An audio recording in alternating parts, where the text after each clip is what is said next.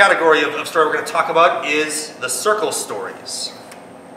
And circle stories, they always start at some point, they kind of go around and around and around and almost right back to the beginning again. That's how a circle story works. So I'll give you an example of one. This one came from Denmark, and actually it's one of the first stories I learned. I learned it in college. I remember being at a rummage sale and finding this folktale book, and I flipped through it and found this story and thought, oh, this is a great story. For some reason I never bought the book, but I remember the story. And years afterward, after I've been performing for a while, I searched around and I finally found that story in another book. So here it is. A long time ago there was a tiny little pine tree, and this little pine tree lived in the middle of a great big forest.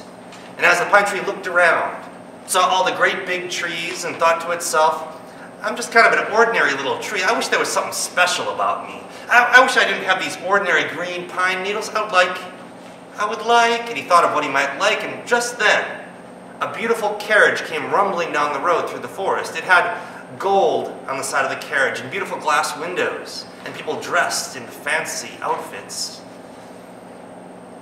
The pine tree thought to itself, gold, that's what I want. I want gold needles for my branches. If I had gold needles, I'd be the most amazing tree in the whole forest.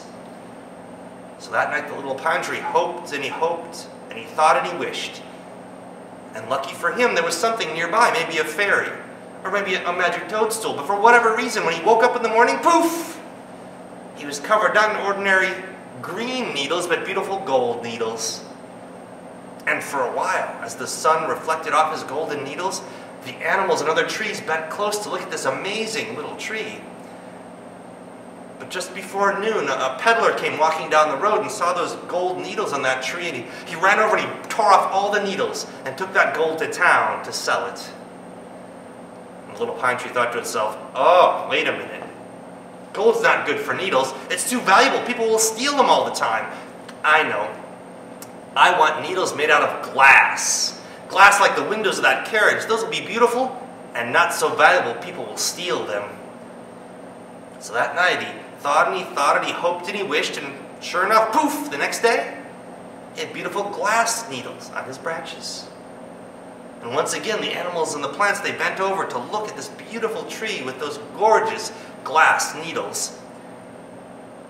But as the day wore on and the wind started to blow, as the wind blew, the branches went back and forth until snap, crash, boom! All the needles broke in the wind until they were just laying in pieces all around the base of the tree. And once again, the little pine tree was naked.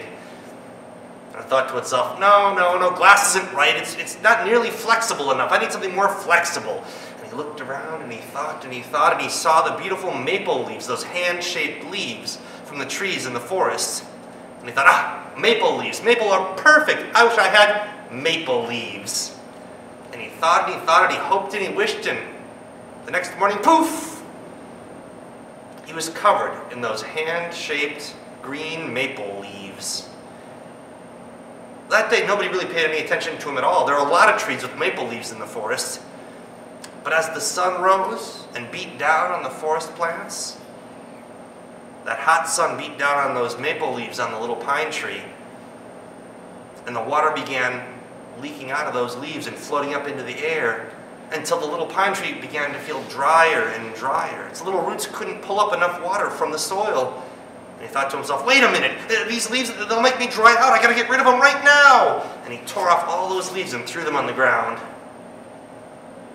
And that evening he started thinking to himself, you know, gold needles were wrong because they were too valuable and people stole them. Glass needles were too fragile and they broke. Maple leaves, they made me dry out, because I didn't have that wax coating like my needles do. And what kind of needles should I really have? And he thought and he thought, and he remembered, wait a minute, pine needles! Pine needles aren't very valuable, so no one steals them. They're flexible in the wind so they don't break, and they're covered in wax so they don't make the water float up into the air when the sun shines on me. And so once more he thought and he thought and he hoped and he wished.